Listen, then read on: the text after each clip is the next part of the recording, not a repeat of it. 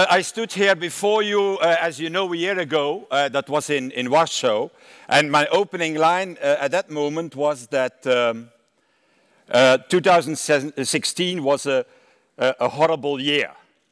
And maybe you remember that, but I promised that 2017 will be much better. Well, who says politicians never keep their promises? Because 2017, dear friends, has been a great year for us. A great year with a lot of liberal victories, D66 and VVD in the Netherlands, ANO in Czechia, the FDP in Germany, and also, let's say it, in crucial presidential elections, candidates that we have supported, like Van der Bellen in the second round in Austria, like Emmanuel Macron in France, have won the elections. But let's not be blind, naturally. Let's not be naive. The reality of today is that populists, nationalists, fundamentalists of all kinds are still on the march, are still not defeated.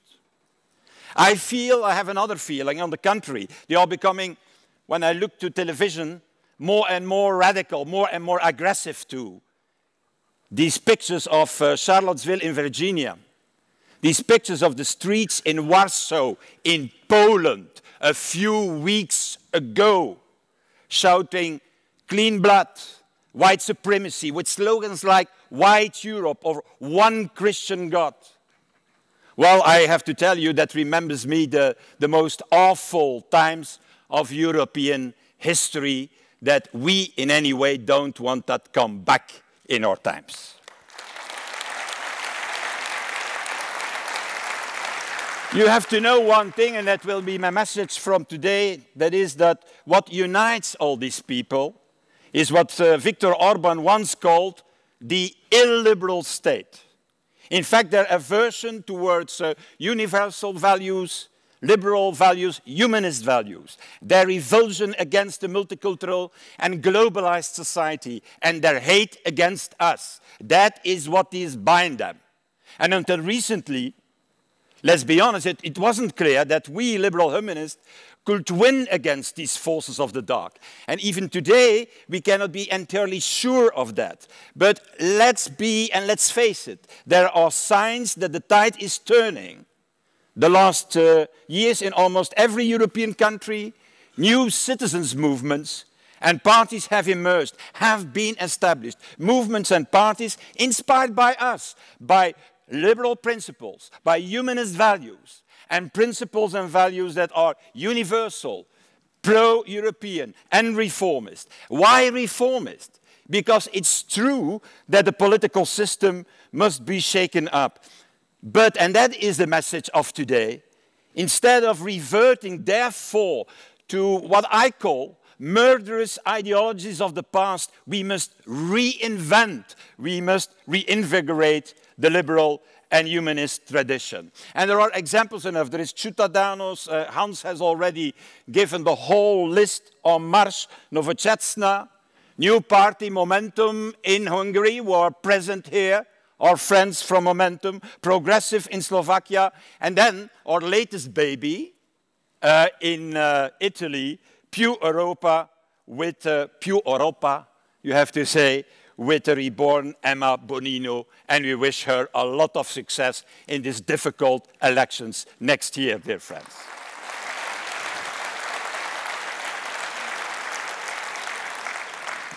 What binds all these movements is one thing.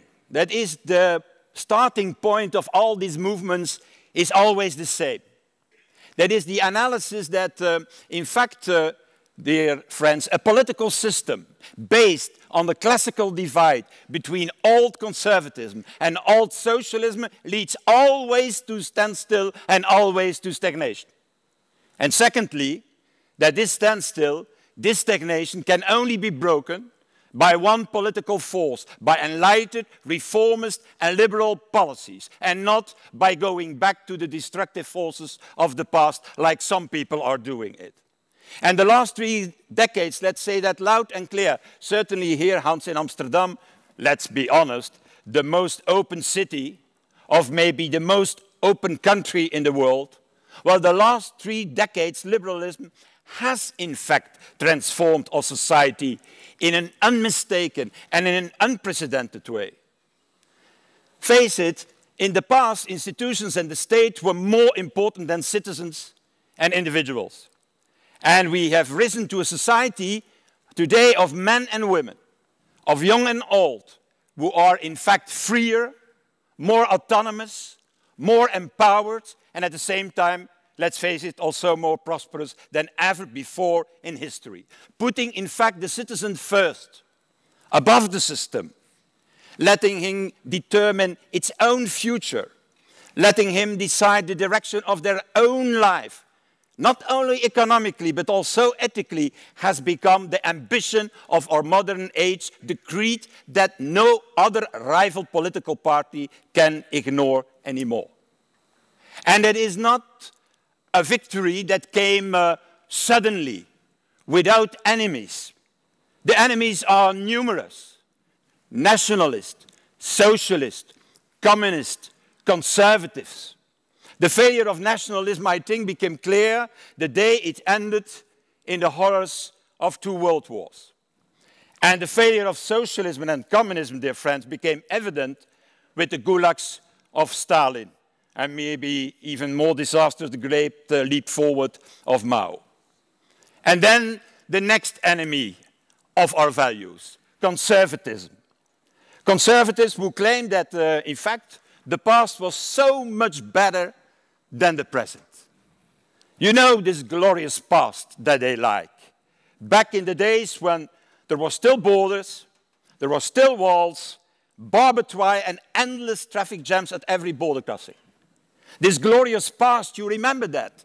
Back in the days when women were tied to the kitchen sink and didn't have the same rights as men, and when they were not the master over their own body. This glorious past. The glorious past back in the days when people of the same sex could not enter into a meaningful relationship, let alone marry or build a family. This glorious past back in the days when we solved conflicts between states by waging for war instead of sitting around the table and negotiate. Well, I tell you, for this glorious past, I take a pass, and I don't accept it anymore.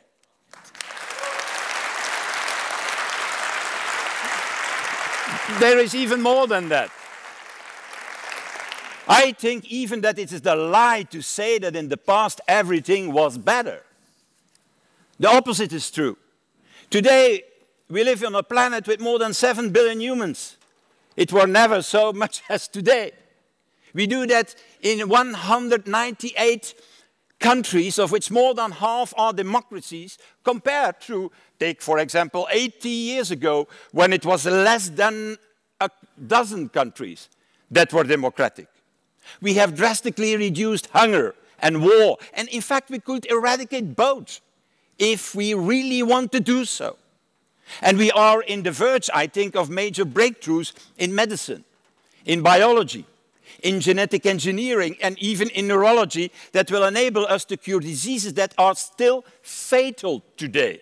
And I think also that we have the technical logics and also the financial means to stop what is maybe, what I could say today, our biggest threat, climate change and global warming. So, in short, it is belief in a better future that drives people and societies forward, and not nostalgia for the past. And let me say it even more bluntly, without our belief in a better future, mankind would still be at the level of about 500 years ago. That is the reality. But our trust in the future, and that has to be our message, Hans, to the outside world, does not mean that we can simply sit back and relax. The belief in progress that inspires our modern liberals is an, how could I call it, an extremely intense and demanding, some would even say a very exhausting endeavor. The answers for the challenges we face, that's the reality. The answers for the challenges we face will not find us. It is we who have to go after the answers. And we know all these questions. How to prevent destruction of the earth, how further to create a renewable economy. How also to do something against inequality, because that is also a fight of liberalism and not only of other ideologies like some are saying. What to do? What to do against this enormous information society with the trillions of data, how to secure our privacy, and how also to take to heart the well-being of all living species on this planet instead of bluntly ignoring them. So we must express ourselves urgently on all these questions, exactly as we did in the past, exactly as liberals introduced open and free markets 200 years ago against widespread poverty, and the same as liberal humanism provided the concept of universal human rights 70 years ago against tyranny. And that brings me, Hans, dear friends, to the final issue in which we have to take leadership, and that's Europe. Yes, it's true. It's one thing. It's true. The European project is today in a much better shape than a year ago.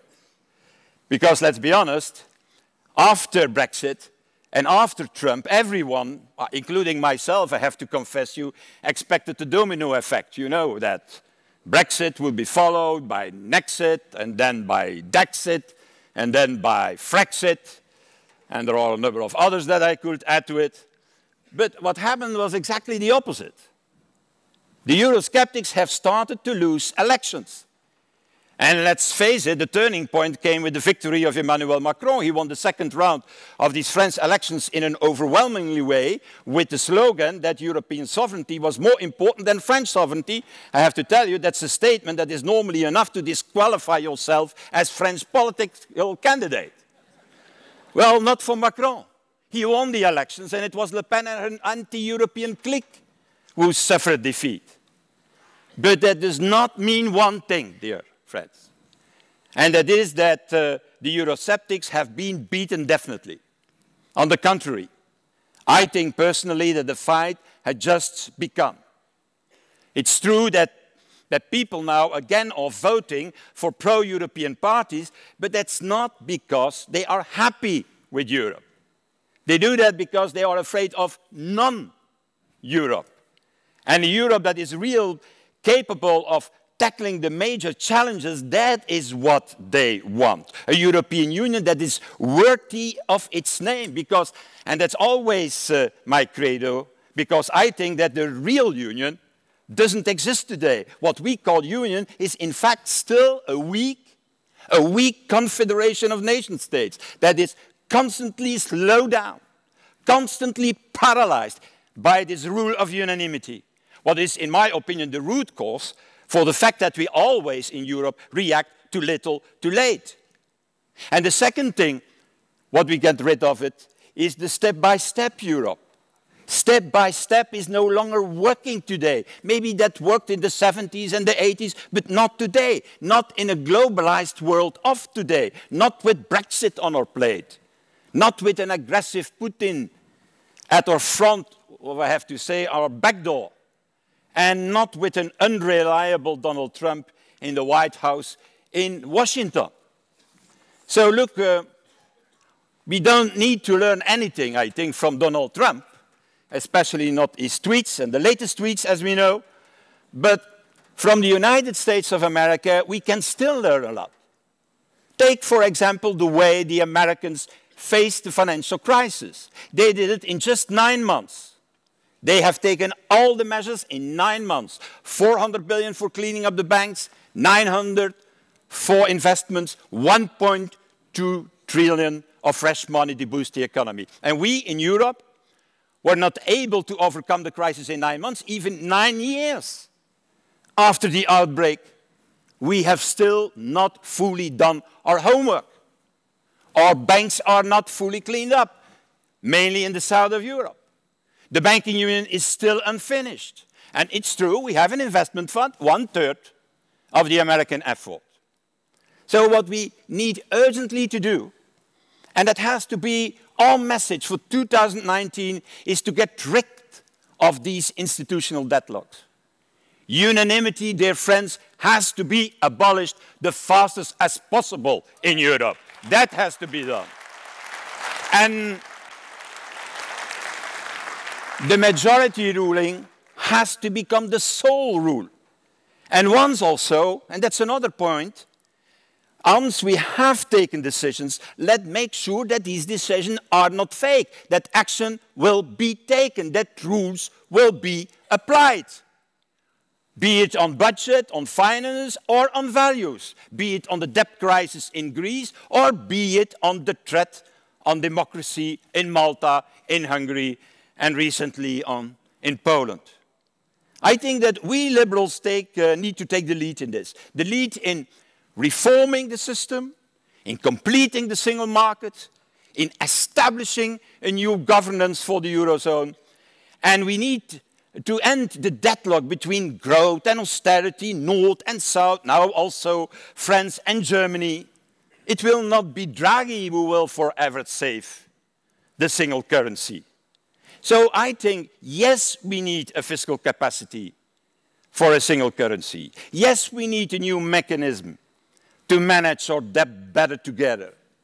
But let there be no misunderstanding, not as a free lunch, not as a free ride, only if everyone respects the rules, only if everyone goes forward with the deep reforms we need. And this is not the opinion of our German liberal friends alone, this is the position of the whole liberal and democratic family on that issue, dear friends.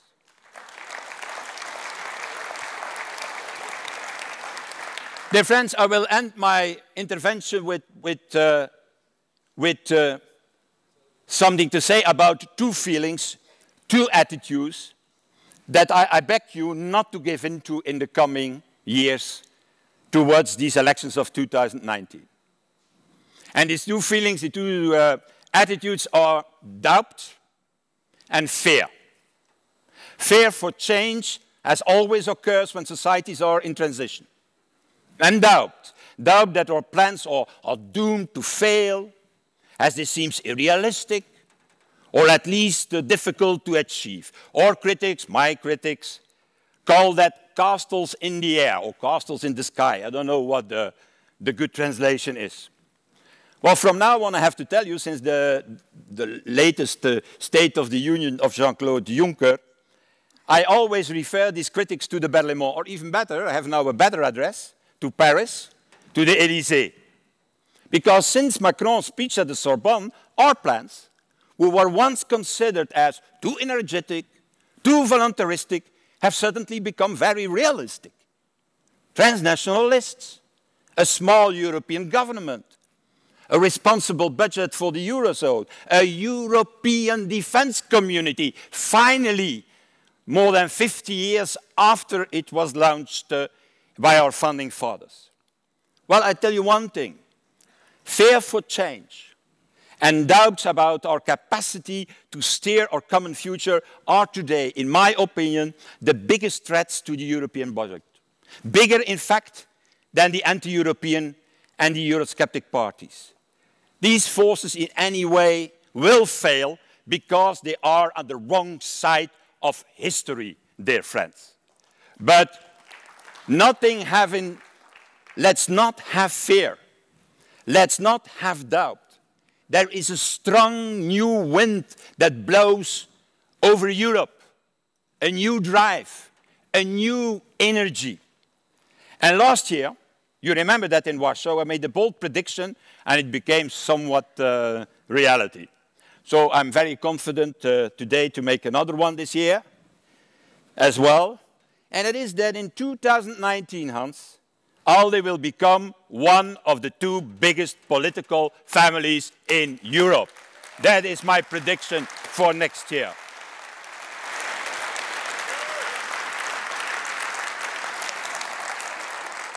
We are the only group growing in the polls for the moment. Old conservatives and old socialists will lose millions of voters, as people have, in my opinion, enough of their tired and failed system. In 2019, dear friends, we will bear the fruit of our labor for years now. Hans and myself were like traveling salesman. And often we had to take one step back, but never without making 2 steps forward either. And today you see it again. Here with this biggest party conference ever, over 1,500 people will be here. As in this is the case with the Liberals naturally, half in the room, half in the bar, but that's So in any way, today again, we will see a number of new parties coming in. I am anyway confident. I promise you, together with Hans, we will turn the tide in 2019. Thank you very much and success. Thank you.